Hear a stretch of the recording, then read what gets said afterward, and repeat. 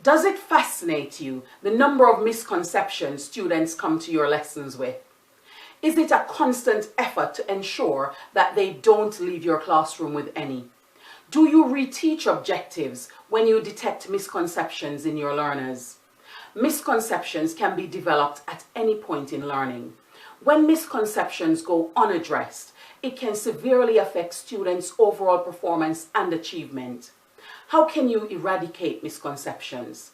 How do you limit new ones forming? Glad you asked. Let's explore some ways that you can seek out misconceptions and eliminate them through your pedagogical approaches.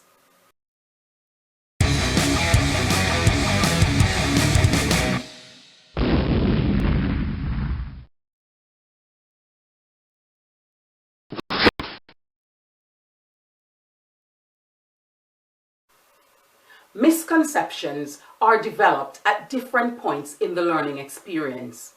This could be due to prior learning that was misunderstood or poorly conceptualized, wrong instructional approaches, complexity of the methods and approaches to learning, cognitive demands on learners, students' or teachers' state of mind in the moment, lack of consolidation opportunities, lack of progressive checks by teachers throughout the learning, among several other factors. Without dialogue, assessment, feedback, and evaluation, these misconceptions can be left undiagnosed, hence unaddressed for extended period of time. Misconceptions creates barriers to learning. Removing misconceptions is essential in the prevention of building learning on unstable foundations. Hence why it is important to know common misconceptions and know how to check for and address them, as well as using instructional approaches that reduces their likelihood of occurring.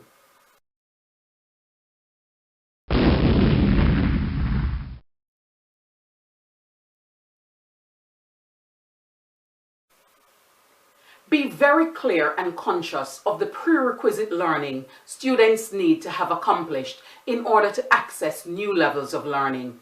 Explore the essential and desirable skills for the learning intention and derive a strategy of assessing whether students possess these skills.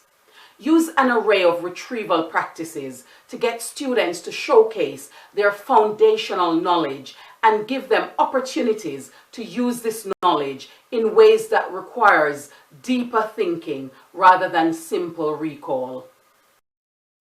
When students are put into the position to show the conceptual premise behind their knowledge or their understanding of acquired knowledge, the conceptual integrity of their comprehension is exposed, and teachers are in a better position to confirm and validate students' comprehension or rectify and redress their misconceptions. An entry starting point assessment is ideal for gathering information that can then be acted upon quickly. Teachers are able to use starting point assessment to assess students' understanding of the prerequisite skills needed before they are able to acquire any new learning. Some of the resources that can be used to achieve this are interactive voting pads, QR code readers, student whiteboards, specifically developed online assessment tools, evaluation of students' ideas, justification and reasoning problems, and other assessment machines to ensure that students' comprehension of the concepts is clear and correct before proceeding with new learning. This reduces the risk of building new knowledge on unstable foundations. Of these different vehicles, student whiteboard activities, evaluation statements, justification and reasoning activities are more organic experiences in which misconceptions can be addressed quickly and immediately with the aid of expert questioning for learning.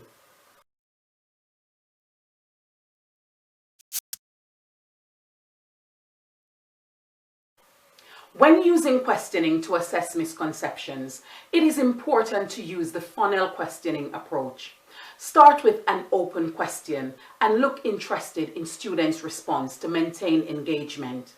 Follow up with another open question that involves the response you've received. Stay focused on the target with another follow-up with a closed question this time as necessary. Use a closed question to test students' understanding. Ask another question to check, probe, or evaluate the message you are receiving from students. Then finally, remember to give a definitive explanation and clarification, and be crafty at neutralizing any feelings of disappointment that students might have if the response they provided was not correct. Additionally, teachers should incorporate hypothesizing what-if style questions and questions that probe reasons and evidence by suggesting something is right or wrong, and have students establish their rationale for a decision one way or another. Using always, sometimes, never true statements open the opportunities for students to validate their responses and shed more light on their perspective. Using leading questions is a way that implies undesirable responses and allows students the opportunity to reflect on their thinking and rationalize their responses. These activities quickly showcase students' comprehension and highlight fallacies where there are any.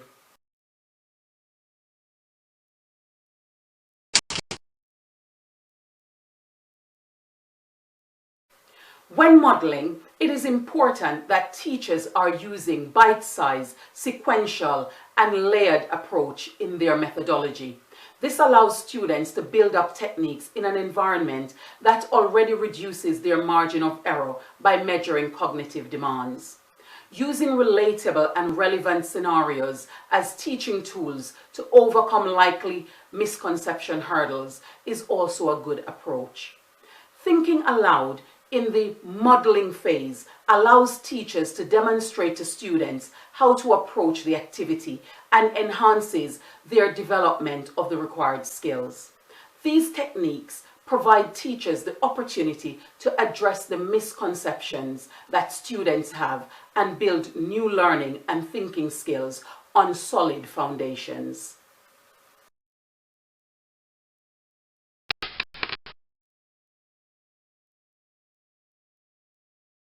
When discussing with students on an individual level, it is important that more is being asked of the students than is being told.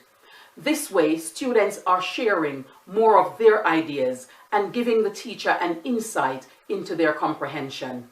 Asking students questions such as why, how, when increases the likelihood of them sharing their prerequisite understanding and gives teachers the opportunity to assess, evaluate, adapt, and redress as necessary.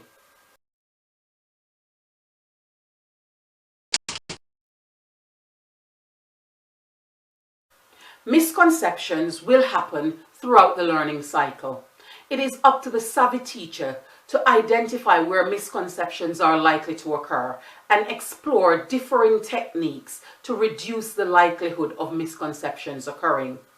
Teachers should actively use progressive checks throughout the lesson, collectively, in small groups, in pairs, or individually, to identify where misconceptions exist and repair or redress them to avoid building students' learning on faulty ideologies.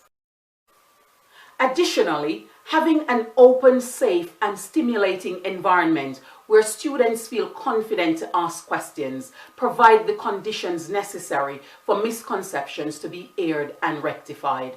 It is important that these ideas are shared and that the misconceptions are identified and removed to avoid students layering learning on unstable ideologies. What are some of the techniques that you are using to identify and address misconceptions in your subject? Which of these techniques will you adopt or adapt for your practice?